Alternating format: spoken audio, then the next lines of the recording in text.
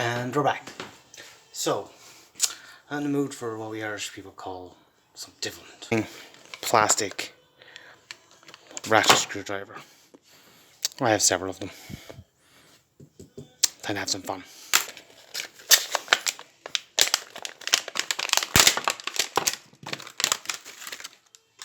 So, plan here is I'm going to take this ratchet screwdriver apart. I don't need a ratchet apart at all. I'm going to make a small wooden handle because I don't have a small screwdriver, and this will give me the ability to use these lovely replaceable bits in it. So the handle will start off as a square, and I'm going with a very traditional style handle because I'm going to turn that square into an octagon. So it's a very, very traditional style. Simply I take the corners off, and then we will taper this baby down. Look at look. First things first, destruction.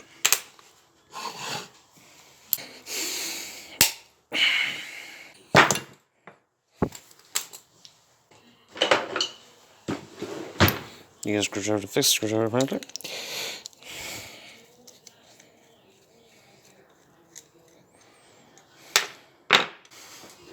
So, now I have my nice big base, but don't need this part. So I'm just going to cut that off with a hacksaw.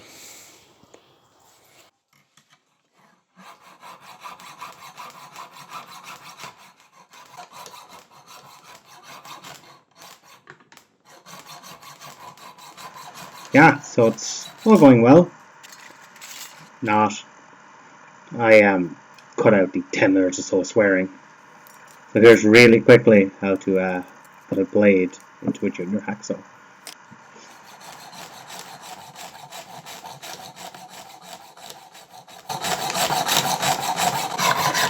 Victory!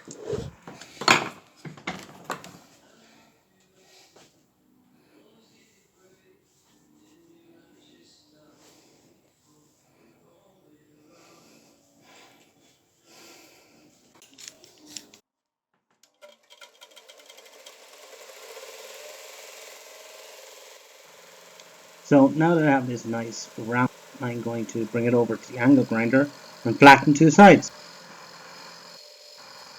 So the idea here is that by flattening these two sides, I can create a matching hole in the handle with the same flat sides. This will stop it turning under the torque as it's been used as a screwdriver, and the epoxy will hold it in place. Okay, so now that we have our shank cut off and the edges squared, that's still quite hot. We need a piece for the handle. Luckily, I have a box full of pieces for handles because I've made hundreds of handles over the years. So let's see what we have here.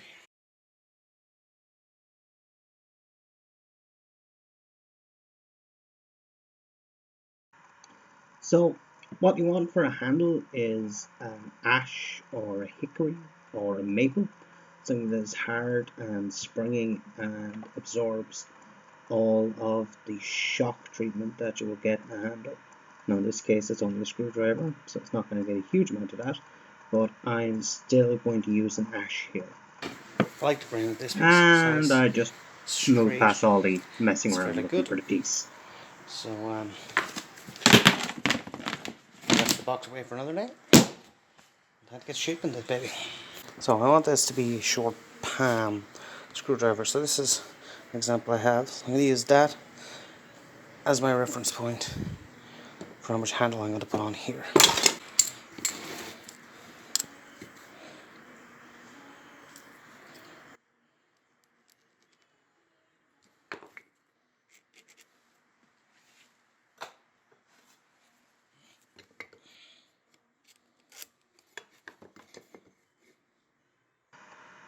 So here I'm going to use a set square to mark all around this piece to give me a stop point when I cut my shoulder lines.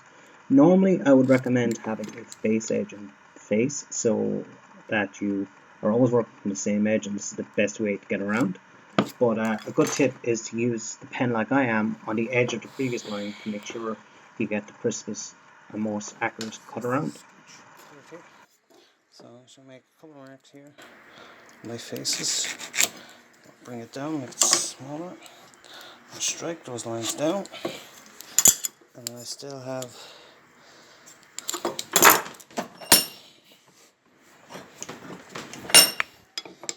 the length of the piece of timber and cut out this excess.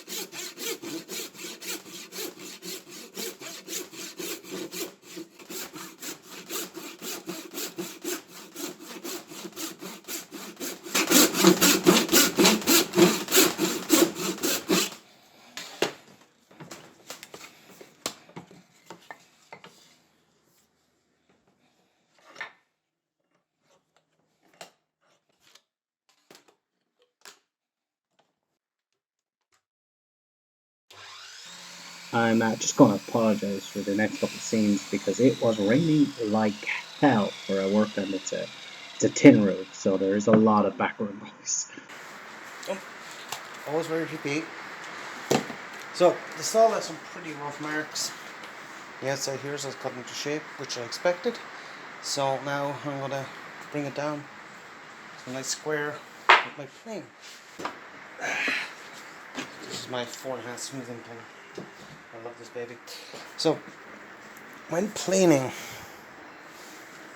there are many fields of ways of saying this, but basically, if it'll focus, you have an up and a downhill, or with or against the grain. So you can see the grain is going this way. So we want the plane to cut across the back of where it's coming up, which is with the grain. So you're going the same direction the grain is. Because if you go in the opposite direction, you have fibres sticking up like this, and your blade will go under the fibre and break it out. So always remember to go with the grain, or let's do it the other way, downhill. Yeah.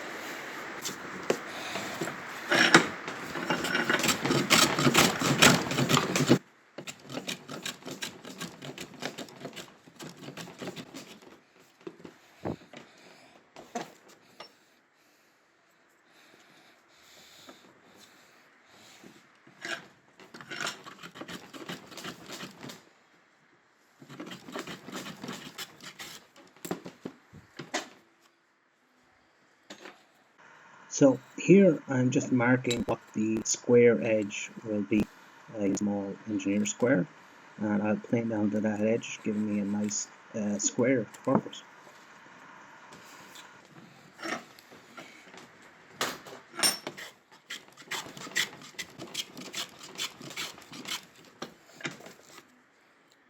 Or nice square sector. I'm trying to make it an octagonal. So easy way to find the centre of anything that's roughly square and rectangular is to draw a line across the diagonals like that and like that. That's pretty much all it's going to be your bang on your square, your centre. Then it's time to go back in time, get your old school compass, put it on that centre mark, adjust it to the width. This is a pretty wide. Well, the lead is not playing ball, but well, not most of the way around. So you mark your circle. Now you can eyeball these lines, or if you have a little set square, it's really handy. And we're just going to mark those 45s.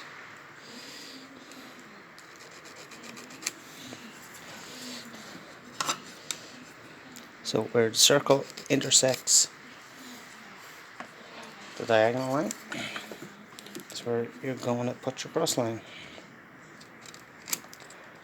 And then you'll have pretty much so a perfect octagonal shape. Now to transfer those lines down the sides and start planing.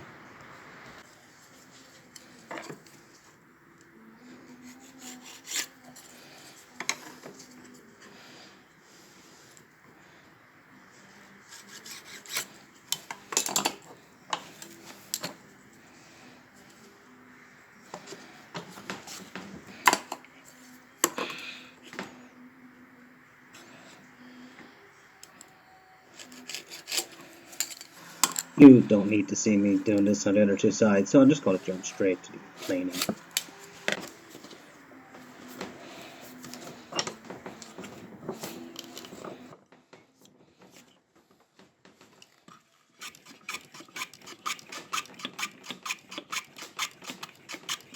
Wait for it, and magic! So, yeah, I just repeated the same process for 4 sides. Or 8 in this case, actually, because this is an octagonal, but you can see I have a nice octagonal shape. So, when I plane this, I bias it towards one side, it means it's thinner on one side, so these flats are wider. So, the reason for that is I'm going to put a copper ferrule here to stop it splitting, which is standard for wooden handles. You can see here on this chisel is a ferrule here, which is a piece of metal at the bottom, just stops the wooden part splitting. That'll come in handy later. So, this is my top. It's not sharp, not good in the hand. So my first step is to bevel these edges so they're nice and smooth in the hand. And then I'm going to work this down to a diameter to suit my ferrule, which is just going to be a piece of 3/4 inch copper piping. What I'm doing here is a technique as well as woodworking itself. It's known as a thumb gauge, and after a while you kind of get so good at it that it sometimes is quicker and easier and just as accurate as using a square.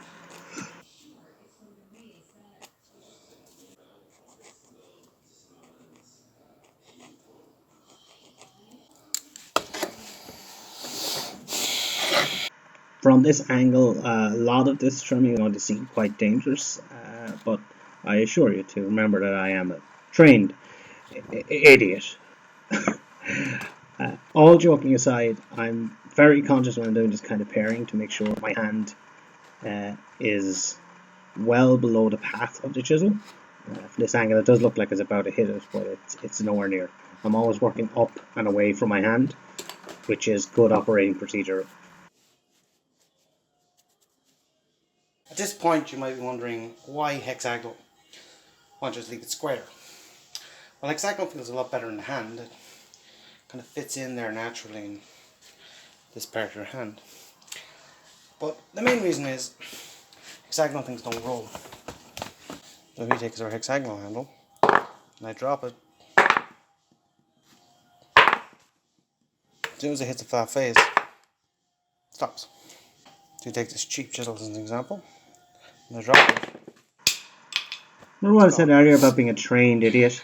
Our hexagonal handle stops. By the way, I don't recommend doing this with expensive chisels. These were like £7 for the set. But point proven.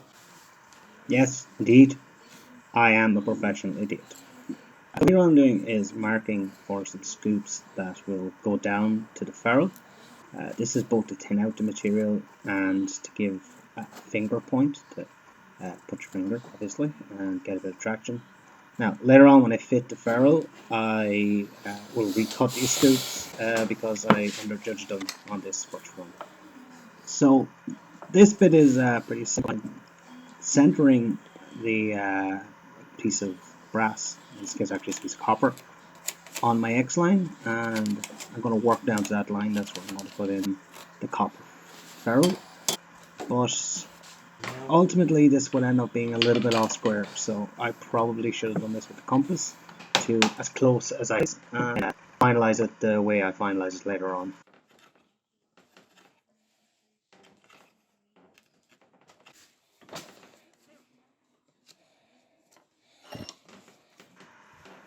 In this bit you can see a bit clearer I was talking about keeping my hand out of the way. So now we have our shape. Not perfect. That's nearly there. What we do is we get our piece of ferrule material. In the case, this is a piece of copper, and we file the inside of it to give it a sharp edge. So then what we do is we line it up on our lines.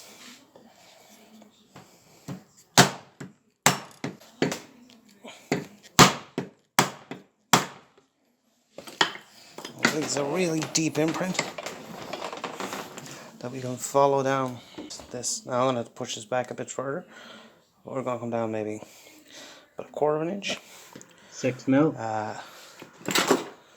With a fine-tooth saw, following that shape left by the ferrule.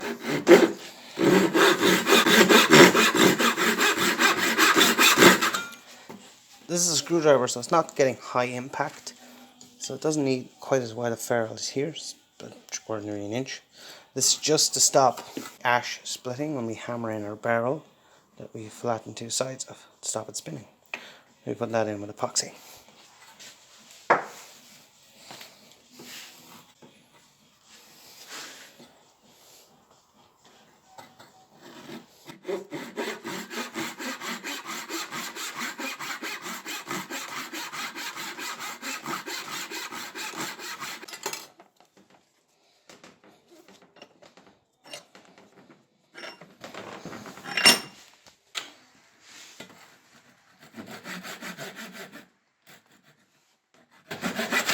More magic.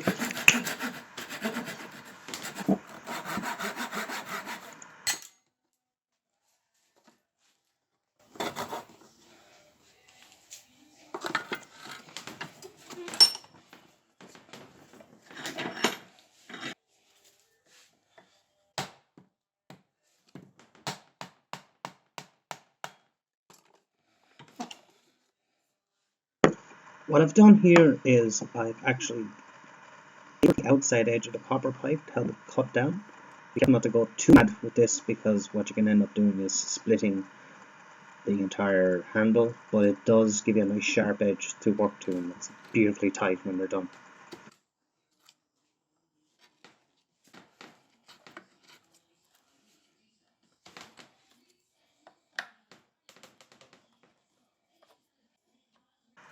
This little bevel just helps me work down towards the ferrule. It also takes any sharp edges off that will be left so my hand doesn't catch them. It gives me a good point to work from here as I work towards here as I add those grooves back in.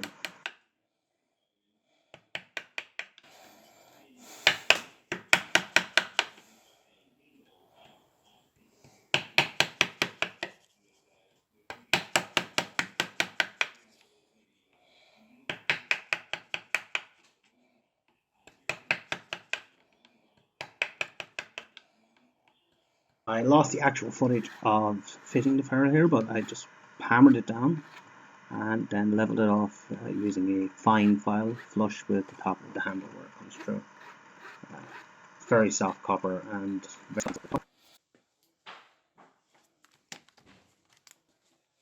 just using the actual shank to mark how deep I want to go, and just marking it on this drill bit with a piece of masking tape. Now, this is not a perfect method, but for this it will work.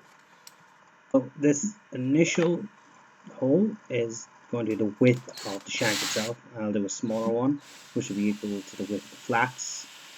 And I'm about to mess up in 3, 2, 1. There you go. It caught as I was putting it in, but I filled this later on with epoxy and sawdust, and it's really strong.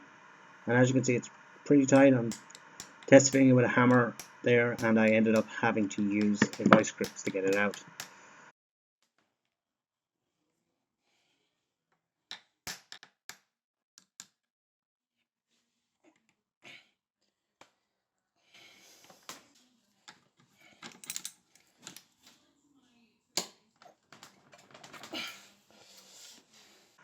This is just a really cheap two-part epoxy, but it does its job really well. With all these epoxies, the important thing to remember is to mix them sufficiently. So you can see here, this becomes a really milky color. That's something what's right. And I apply this to both the hole that the shank is going into, the shank itself, and like I said, I use it then. I just even put some sawdust on it just to fill any existing gaps.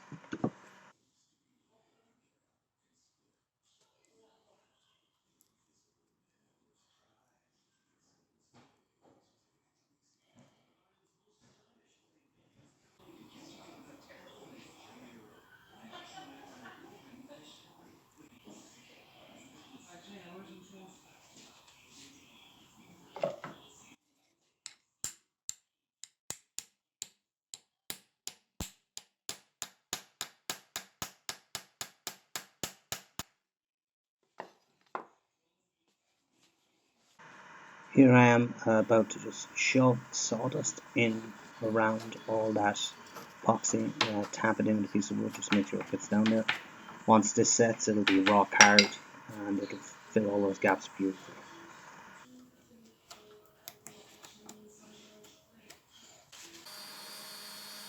This is everyone's least favorite part of the job, which is sanding. So I'm going to keep this gloriously short and cut really quickly to the beauty shots of the oil going on. So here I'm just using linseed oil, which is quite popular for handles, and I always have on stock for stuff I'm doing here. And you can just see how that Irish ash just comes to life when the oil comes in. You can see all that grain just pop beautifully.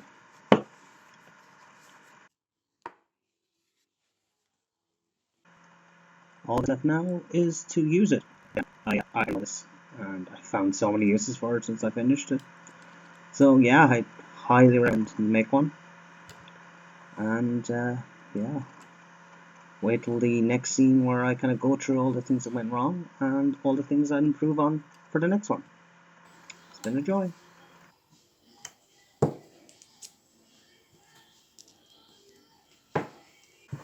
Must have tea. I was super tired for this, so sorry for the low energy. Okay, this is the part of the video where I critically analyze what's happened. There's a saying in our family, the man who never made a mistake never made anything. So every project, everything you work on, an opportunity to learn. So this is our multi-bit screwdriver with the custom handle. So right off the bat, which you can see in the video, I went a little bit loose on the holes. It's holding fine, the holes for the shank.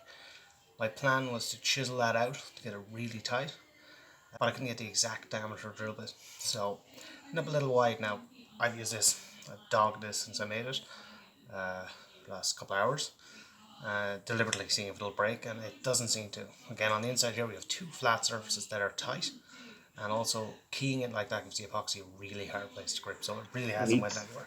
I can even demonstrate it here on the front of this. You know, one of the hardest nuts to take off, is the one on the front button, and like you can see, the button came off, the screwdriver didn't. So this is what I'll use this mostly for, really, is for adjusting, you know, my planes and stuff. But yeah, I mean, in terms of proportion, I have big hands, so it fits beautifully in my palm. You can kind of see it there. And my fingers are pushing on those nice slants we put in, so I can get a lot of traction in. But it's a bit bulky and ugly. So if I did it again, I might dome this a bit more, put in another little groove, but chances are now I have this, I'll never do another one again. But you can learn from my mistakes, make it a bit more less utilitarian. And this is the major one here is if I push down the barrel, is it's off center slightly. Well, this doesn't bother me, but that's just really as when I did that initial cut down with the copper pipe, I was slightly off, and I went slightly off with the drill. You can see there where I hit it slightly on the second cut for the thinner part of the shank. Besides that, it's pretty good. So Go out there and make some noise. Have fun. This shit isn't fun. What are you doing it for?